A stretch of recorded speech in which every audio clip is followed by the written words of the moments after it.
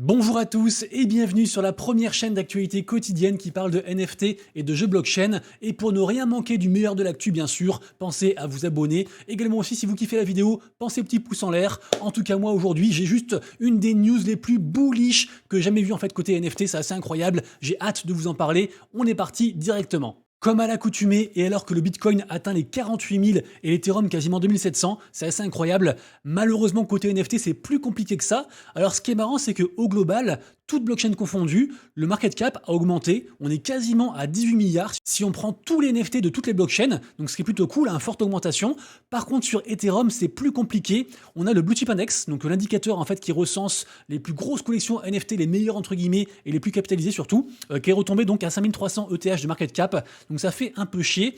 Évidemment, ce récap NFT au complet avec les collections NFT à suivre, vous le retrouvez tous les matins sur mon compte Twitter vers environ 11h. Donc n'hésitez pas à me suivre, bien entendu. Côté volume, en tout cas, Ethereum et Bitcoin se tirent à la bourre. Et la collection NFT qui est la plus tradée, c'est encore une fois les NFT du jeu Gazero sur Polygon. Je rappelle, c'est le second jeu du Move Turn Stephen. Pour l'instant, ça cartonne. Et d'ailleurs, en seconde position, on a Age of Dino qui a été du coup minté hier. Et troisième position, Saga Monkeys. Toujours pareil, ça cartonne sur Solana. Plus de 2 millions de volume sur 24 heures. C'est assez fou pour un free mint donné, je rappelle, à tous les holders de téléphone Saga. Et d'ailleurs, on a eu une vente record cette nuit à plus de 50 sols pour du coup ces NFT Saga Monkeys. C'est assez fou. Je rappelle aussi que le cofondateur de Solana a mis carrément en fait un Monkeys Saga en PFP, en image de profil Twitter. C'est assez dingue ce qui se passe sur cette collection, vraiment, j'insiste. Également aussi, Moonbirds semble dans la sauce. C'était vraiment une grosse collection NFT. Et là, du coup, tout le monde est en train de les revendre. Il s'approche dangereusement des 1 ETH. Cette collection qui avait tout pour réussir et qui était montée à des plus de 30 ETH à la belle époque. Et bah là pour l'instant c'est assez triste ce qui se passe dessus. Et également aussi je voulais vous partager ça, c'est un tweet que j'ai trouvé sur well.mocha, un compte très intéressant et ça remet un petit peu les choses en perspective. Sur les 90 derniers jours, donc les 3 derniers mois, ça met un petit peu en lumière les collections qui ont explosé et les collections qui ont sous-performé. Et on remarque que globalement en fait toutes les anciennes grosses collections, elles sont toutes dans le négatif, à part bien sûr pour quelques rares exceptions comme par exemple les CryptoPunks qui sont en soi assez intemporels. Et finalement, celles qui sont à gauche sont soit des nouvelles collections, soit des collections qui n'avaient pas encore explosé au précédent bull run. Donc vraiment intéressant, je trouve, cette data. Ensuite, mauvaise nouvelle, même très mauvaise nouvelle, franchement, je ne comprends pas pourquoi ce rétropédalage. Twitter, rappelez-vous, avait lancé une super en fait features qui permettait d'afficher ses NFT en mode certifié. Donc on était sûr que ceux qui affichent leur NFT soient bien les vrais propriétaires. Et donc ça faisait comme ça une espèce d'hexagone très visible. Donc du coup cette features a été lancée en janvier 2022, donc ça fait déjà un petit moment. Et là qu'est-ce qu'on apprend? Et ben en fait ils retirent cette features. Donc bah franchement je ne comprends pas. Et comme dit d'ailleurs ce mec, juste ici là ce petit tweet de Jess Powell, ce retour en arrière est forcément une perte. Évidemment d'abord bien sûr pour le droit à la propriété intellectuelle, mais aussi de manière générale pour en fait les builders autour des NFT. Ça peut montrer qu'il y a moins de hype actuellement, même si bien sûr si on regarde un petit peu les Google Trends, le mot NFT revient un peu à la mode ces derniers temps, mais franchement ça fait chier, donc du coup voilà, c'est désactivé, rien d'autre à dire. Et d'ailleurs, on reste encore un petit peu sur les images de profil Twitter avec la collection NFT Cool Cats, puisque rappelez-vous, en fait, certaines personnes ont une encoche bleue comme ça. Donc c'est un compte certifié, ça coûte genre 8 $ par mois, et du coup, en gros, bah, on est un peu plus mis en avant, et puis on a plus de features par rapport à Twitter. C'est facultatif, mais quand c'est votre travail, vous êtes obligé d'avoir cette encoche bleue, et en fait, à chaque fois que vous modifiez votre pseudo, votre nom ou votre image de profil, l'encoche bleue disparaît, ils doivent revérifier le compte, ça prend genre 4-5 jours, et c'est chiant du coup.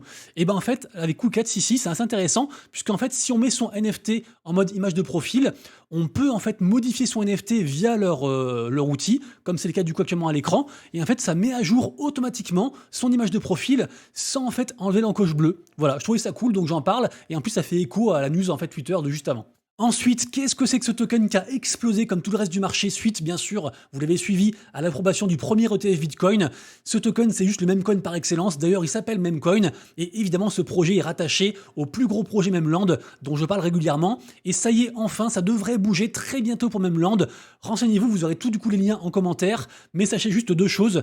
Première nouvelle, un message de la part du CEO de 9gag. 9gag, vous le savez, c'est la boîte qui gère Memeland. 9gag, c'est des dizaines de millions de followers à travers le monde. C'est juste un des leaders mondiaux, en fait, dans tout ce qui est mème. Les fameuses images et vidéos drôles et virales sur internet, les mêmes tout le monde connaît évidemment. Et donc qu'est-ce qu'il nous dit du coup le CEO de Nangag?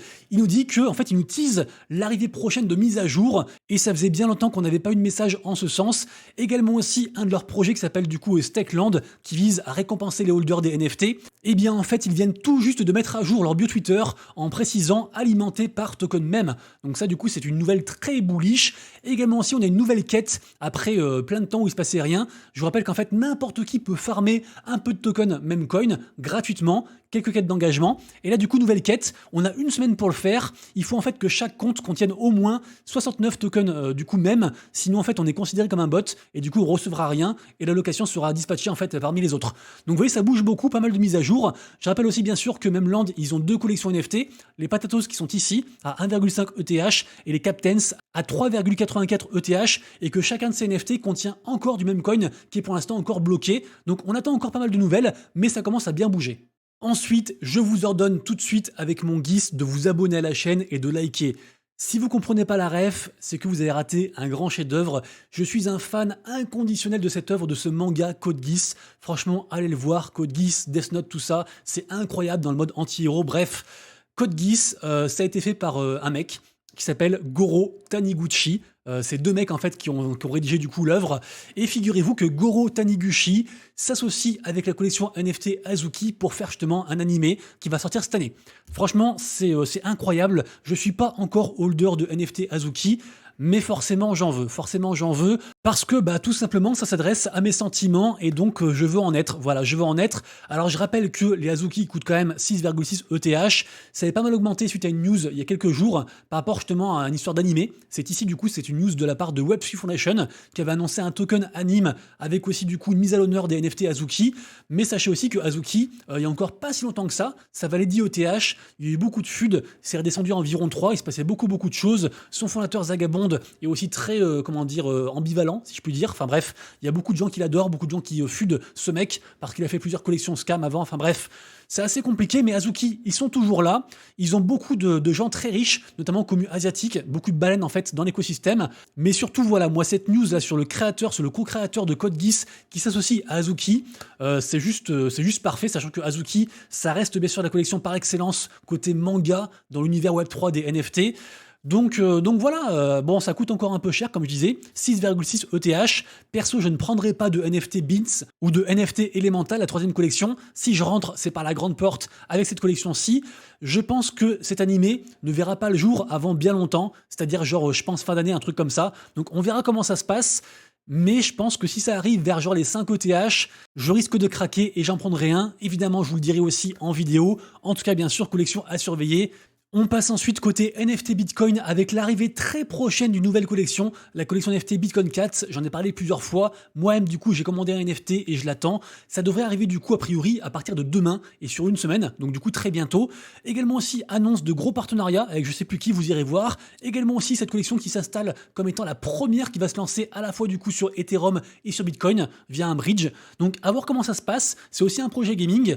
Pour l'instant, ça sent très bon pour, du coup, cette collection Bitcoin Cats. Également aussi leur token, le token du coup $1 qui a beaucoup augmenté. Collection bien sûr à surveiller.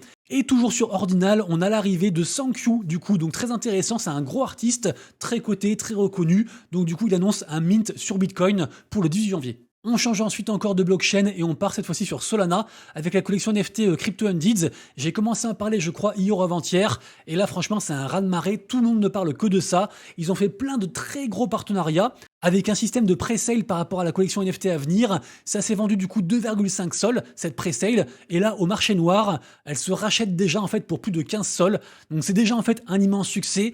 Il faut impérativement du coup trouver une whitelist. Il faut encore du coup des loteries, des raffles, ce genre de choses. Donc renseignez-vous. Mais franchement, ça va encore plus cartonner que prévu. Et pour finir, on reparle de deux projets à fort potentiel, mais qui pour l'instant tournent un petit peu au ralenti. Le premier, Black Mirror _XP.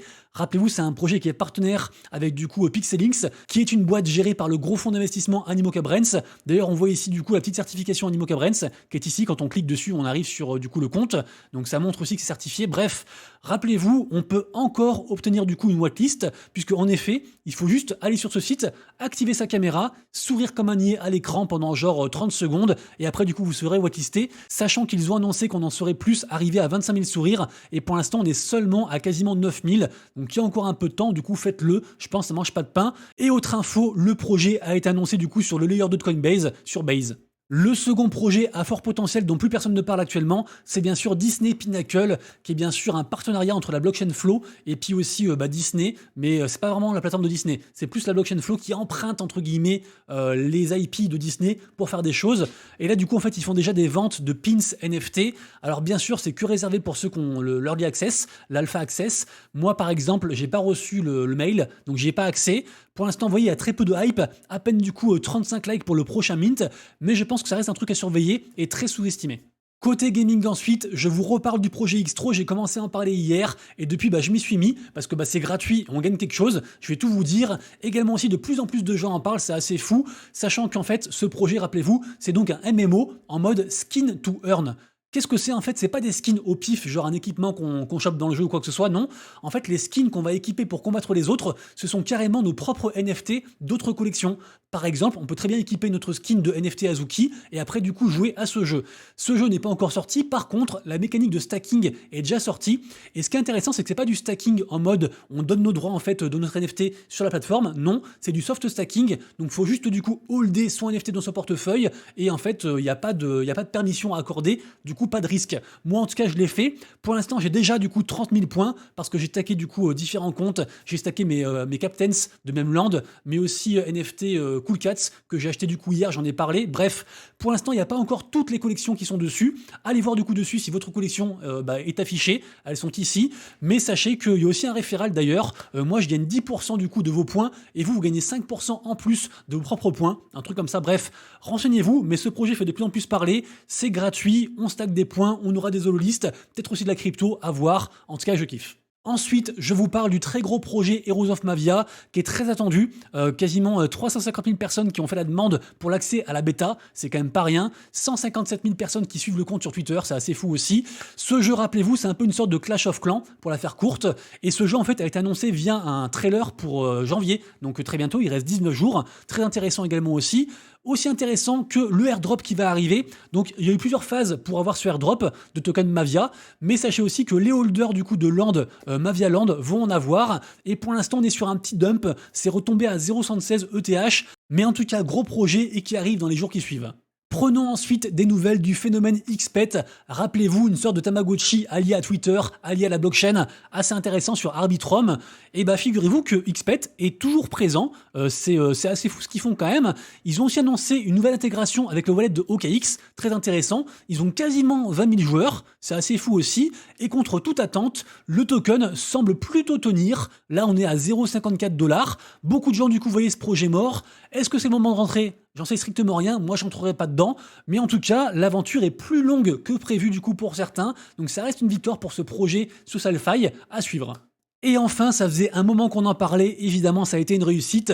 Le projet du coup Edge of Dino, rappelez-vous, backé par Binance Labs et aussi Animoca Brands, ils ont levé je crois 60 millions, c'est assez fou. Ils ont donc fait leur vente sous système de vente aux enchères, du coup c'est monté à 0,59 ETH par NFT, et là du coup c'est encore une victoire puisqu'en effet les NFT se vendent actuellement à 1,1, donc en gros c'est quasiment 1 x 2, 1,1 ETH, c'est assez incroyable. Ce jeu qui est donc un jeu de stratégie fait par les studios Xterio, et en fait renforce le fait que Xterio soit de plus en plus fort. Ils font aussi Launchpad, ils ont aussi fait le gros projet Overworld, d'ailleurs Pressel qui arrive très bientôt. Bref, renseignez-vous sur Xterio, Edge of Dino et Overworld, le tout marche très bien. Nous nous quittons comme toujours avec les mints et les NFT à surveiller aujourd'hui. Bien sûr, ce récap en entier, vous le retrouvez du coup en description et aussi sur mon compte Twitter.